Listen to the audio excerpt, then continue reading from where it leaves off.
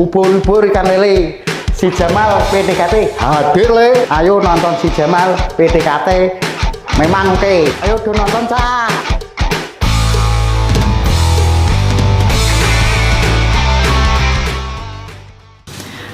Assalamualaikum warahmatullahi wabarakatuh. Waalaikumsalam warahmatullahi wabarakatuh. Salam germas, sehat, bugar, produktif.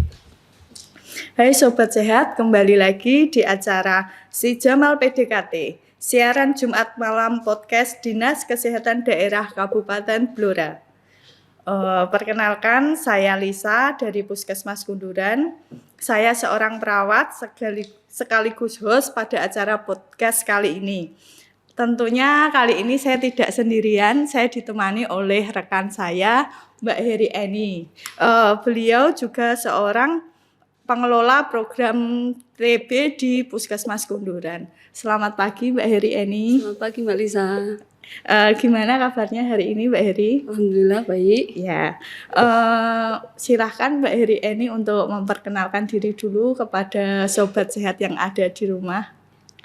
Terima kasih. Assalamualaikum warahmatullahi wabarakatuh. Perkenalkan, nama saya Heri Eni Suryani. Saya perawat di Puskesmas Kunduran, pengelola program TBC. Saya mulai bekerja di Puskesmas Kunduran sejak tahun 2021, kemudian mulai memegang program TBC di tahun 2022.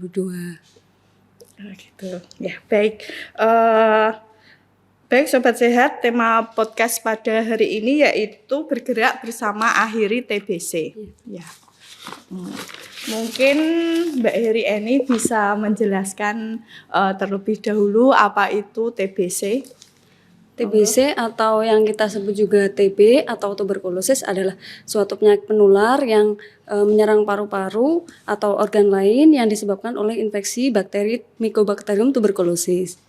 Jadi ini bisa menyerang paru-paru dan juga organ lain di luar paru-paru. Gitu. Untuk gejala penyakit TBC itu sendiri mungkin bisa dijelaskan Mbak Heri. Untuk gejala utama dari tuberkulosis yaitu batuk lebih dari 2 minggu, kemudian berkeringat malam hari tanpa aktivitas, penurunan berat badan, tidak nafsu makan, dan juga kalau untuk yang TB paru biasanya ada yang dia batuk tapi ada dahaknya atau batuk mengeluarkan darah, jadi dahaknya itu bercampur dengan darah, bercak darah gitu ya Mbak. Kemudian untuk yang TB di luar paru-paru atau TB ekstra paru itu gejalanya tergantung dari organ yang diserang. Misalkan dia terinfeksi Mycobacterium tuberculosis di kelenjar getah bening, nanti ada benjolan atau pembengkakan dan terasa nyeri. Seperti itu. Semisal nih ada pasien dengan keluhan seperti itu, apakah semua pasien dengan batuk lebih dari 2 minggu, terus ada bercak darah tadi di dahak, apa bisa langsung didiagnosis TBC? Tidak selalu ya Mbak. Jadi kita untuk menentukan dan memastikan apakah itu tuberkulosis atau tidak, itu dilakukan beberapa pemeriksaan diagnostik.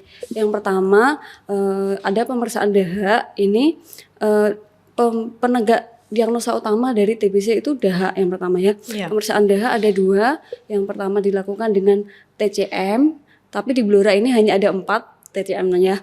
Jadi di Rumah Sakit Umum Blora, di Rumah Sakit Umum Cepu, Puskesmas Ngawen, sama Puskesmas Radu Blatung. 4 berarti. Jadi kalau untuk yang Puskesmas Kunduran itu pemeriksaannya dahaknya kita kirim ke laboratorium TCM tersebut. Kemudian yang TCM ini itu bisa lebih spesifik karena dia bisa mendeteksi apakah kuman Mycobacterium tuberculosis ini resisten atau tidak terhadap obat TBC-nya. Gitu. Jadi kalau yang untuk kedua yang pemeriksaan dahak di puskesmas, di semua puskesmas bisa itu DTA atau bakteri tahan asam. Ini pemeriksaannya lebih sederhana, jadi cuma bisa mendeteksi ada atau tidak bakterinya, cuman tidak bisa mendeteksi apakah dia resisten atau sensitif terhadap obat gitu. Kemudian untuk pemeriksaan selanjutnya ada tes mantok atau TST, tuberculin skin test. Jadi tes mantok ini biasanya dilakukan pada balita karena balita itu kesulitan dalam pemeriksaan dahak. Dahak, Dia iya. sulit mengeluarkan dahak. Jadi Iya. kita pemeriksaannya dengan tes mantok. Tes mantok dilakukan dengan menyuntikkan cairan tuberkulin sebanyak 0,1 cc ke dalam lapisan kulit. Itu nanti sampai muncul indurasi atau benjolan. Nah, benjolannya itu nanti dilihat lagi 48 sampai 72 jam setelah penyuntikan apakah benjolannya itu nanti membesar atau tidak. Kalau dia nanti membesar dan melebar, kalau lebih dari 5 mm itu kita kategorikan positif. Tapi kalau nanti setelah 72 jam kok hilang ternyata berarti itu dia negatif gitu untuk yang anak-anak. Kalau yang untuk selanjutnya pemeriksaannya itu ada ronsen torak atau pemeriksaan ronsen dada. Jadi ini dilakukan jika pertama pasiennya itu sudah cek lab dahak ternyata dahaknya negatif. Iya. Terus kok gejalanya masih ada, berarti nanti kita pemeriksaannya ronsen dada Ronsen itu. dada, ya. Kemudian yang kedua, jika pasien dewasa itu kok gejalanya TB tapi tidak bisa mengeluarkan dahak, sangat sulit, berarti kita lakukan ronsen. Karena banyak juga yang pasien TBC itu diperiksa dahak hasilnya negatif hasilnya, terus di ronsen ternyata ada infiltratnya. Jadi kalau ada infiltrat di paru-paru kelihatan gitu ya, itu nanti Becak didiagnosa TBC. Iya, Iya. becak-becak gitu. Kalau untuk pemeriksaan TCM sendiri, berarti pasien nanti mengirim sampelnya sendiri ke puskesmas Ngawen, ke rumah sakit Randu atau bagaimana itu? Oh, tidak Mbak. Jadi jika ada seseorang periksa ke puskesmas atau dari PKD atau dari mana, dari desa gitu ya, gitu kan indikasinya ke TB, Iya. nanti disarankan untuk ke puskesmas dulu screening TBC gitu. Kalau gejalanya ke TB nanti diminta untuk lab dahak, dia hanya mengumpulkan dahak aja.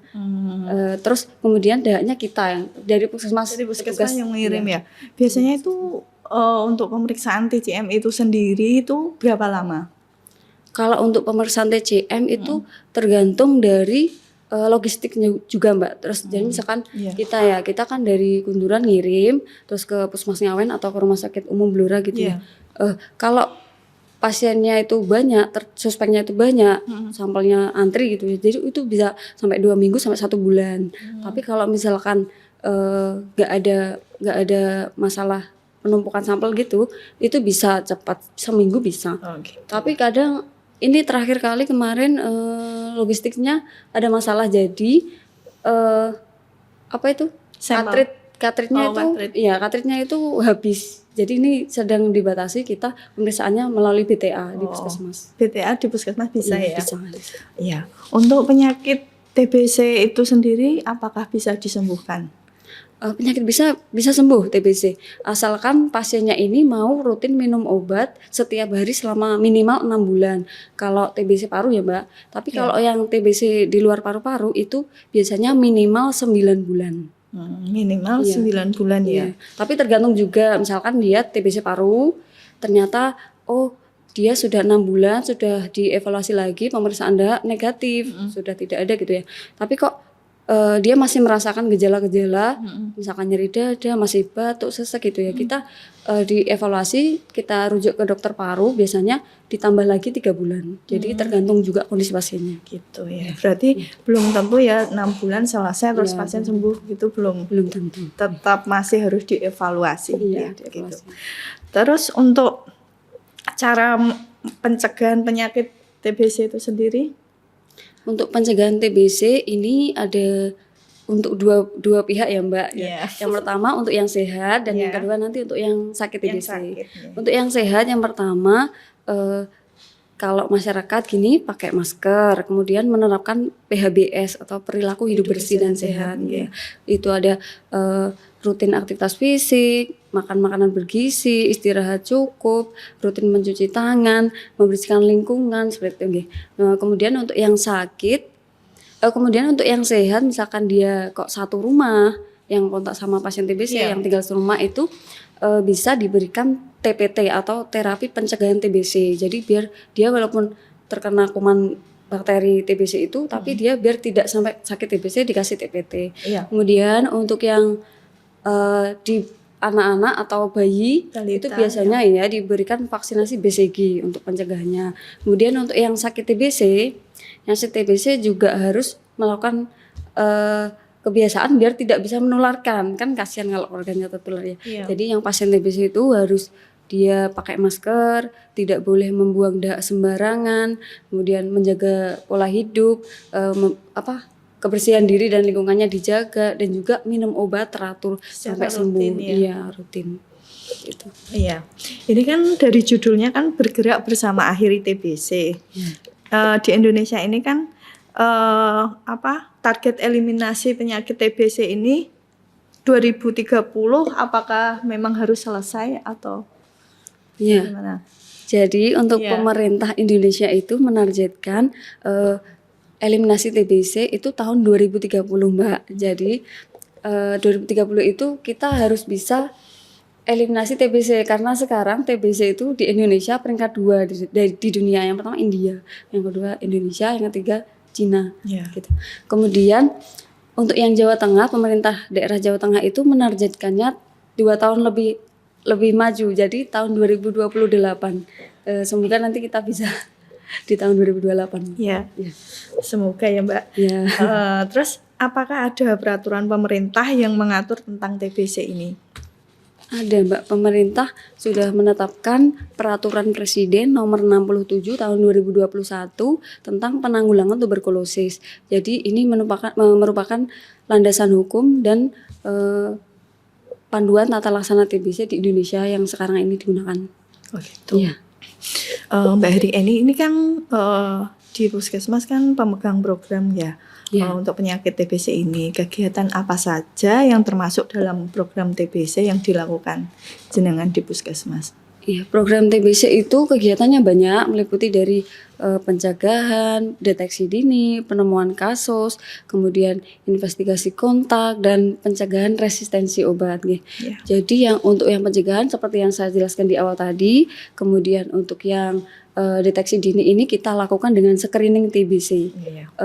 Sebaiknya itu semua warga masyarakat itu di screening TBC, apakah nanti dia bergejala atau tidak. Kalau misalkan dia bergejala, berarti kita lakukan pemeriksaan diagnostik untuk menentukan apakah itu TB atau tidak gitu. Tapi untuk yang tidak bergejala, tidak masuk suspek TB, berarti tidak dilakukan pemeriksaan diagnostik gitu. Kemudian untuk yang penemuan kasus dilakukan dari pemeriksaan diagnostik tadi dan dari hasil screening. Jadi kita urut pencegahan, terus screening untuk deteksi dini, kemudian pemeriksaan diagnostik, dan juga untuk penemuan kasus ya. Kemudian pengobatan ini kita lakukan pengobatan untuk mencegah resistensi tadi. Ya. Kenapa? Karena kalau pasien TBC-nya itu tidak rutin minum obat, dia misalkan minum seminggu, terus 2 minggu nggak minum, mau minum lagi, karena kadang 1 minggu 2 minggu minum itu sudah enak, mereka sudah nggak mau minum obat lagi, jadi dia berhenti, terus kok ada gejala lagi, dia minum lagi, kayak gitu nanti bisa resistensi obat. Oh gitu. Ya. Terus tadi kan kegiatannya kan ada pencegahan, deteksi dini, penemuan kasus, sama investigasi kontak ya. Itu dengan cara apa? Kalau yang pencegahan kan kita promkesnya jalan, promosi kesehatan itu ya, terus kemudian yang deteksi dini dengan pemeriksaan dan screening. Kemudian untuk yang investigasi kontak ini kami petugas dibantu sama kader, nanti kita melakukan pelacakan ke rumah pasien TBC dan lingkungan sekitarnya.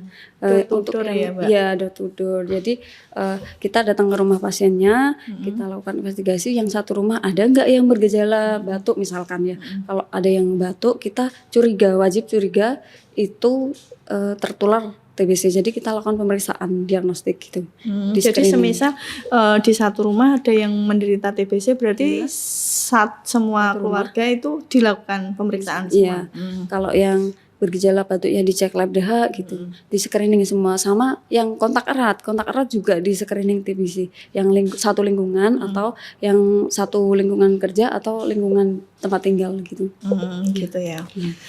Terus apa saja strategi program TBC untuk mendukung Indonesia bebas TB 2030? Strateginya ada macam-macam ya, Mbak. Ya. Yang pertama kita TOS TBC. Ini mungkin sudah banyak yang tahu. Yeah. Jadi TOS TBC itu temukan, obati sampai sembuh tuberkulosis. Ini adalah salah satu langkah untuk memberantas TBC, karena mulai dari pencegahan sampai pengobatan itu harus selesai ya. Yeah. Kemudian yang kedua DOTS ini intinya itu kita pasien TBC itu harus punya satu PMO atau pengawas menelan obat. Iya. Jadi misalkan pasien ini tidak rutin minum obat, PMO-nya itu harus melaporkan kepada petugas. Nanti kita akan datang lagi untuk screening dia itu kenapa nggak mau minum obat lagi gitu. Terus kemudian kalau ada masalah misalkan efek samping kah atau apakah gitu kan kita bisa diatasi lagi gitu. Kemudian yang ketiga kita ada TPT. Ini baru bergerak mulai tahun 2004 kemarin. TPT ini ya? Ya, terapi pencegahan TBC. Ini kita berikan kepada yang kontak serumah, itu wajib. Kemudian sama pasien yang beresiko tinggi terkena TBC, misalkan seperti pasien HIV. Pasien HIV kan dia imunnya rendah, jadi itu rawan tertular TBC. Jadi kita kasih TPT juga. Kemudian strategi selanjutnya kita dengan bekerja sama pemberdayaan masyarakat gitu. Jadi kita dalam penanganan tuberkulosis ini bekerja sama dengan komunitas. Kalau di Blora ini ya kita bekerja sama dengan MSI atau Mentari Sehat Indonesia. Jadi mereka itu ada pelatihan kader TBC gitu ya di masyarakat. Nanti mereka membantu kegiatan kita di desa terkait dengan program TBC. Seperti itu. Kemudian ada lagi kita juga bekerja sama dengan lintas sektor dalam pemberantasan TBC ini. Sama pihak swasta juga, lintas sektor termasuk pihak swasta juga kita ikutkan gitu.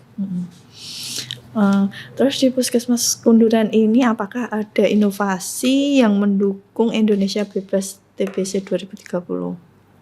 Ada ya, inovasinya namanya ramuan susi jempol. Jadi itu cara penemuan suspek tuberkulosis dengan metode jemput bola.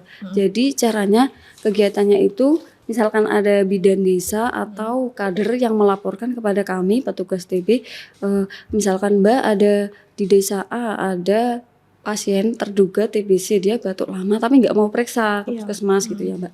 Jadi kita datang ke rumah orang tersebut, misalkan kita screening, oh ternyata benar terduga TB. Jadi kita minta pasien, kita jelaskan prosedurnya dulu, terus kita minta dahaknya, terus nanti yang ngambil dahak yang membawa ke puskesmas itu kami. Jadi diperiksakan di puskesmas gitu. Kemudian karena dulu itu kenapa kita buat inovasi, karena dulu di tahun 2022 awal saya di program TBC ya itu capaian SPM-nya itu rendah, hanya 67% dari target 100%. Nah, salah satu cara untuk kita membantu eliminasi TB itu kan SPM harusnya tercapai gitu ya Mbak. Ini SPM nasional kita TB itu nggak tercapai. Jadi untuk pelayanan terduga TB hanya 67 di tahun 2022. Jadi 2023 kita mulai inovasi tadi kita jalankan.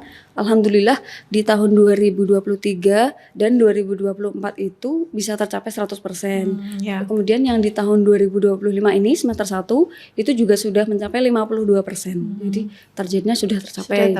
Ya. Berarti panjang juga ya perjalanan program TB ini ya Mbak.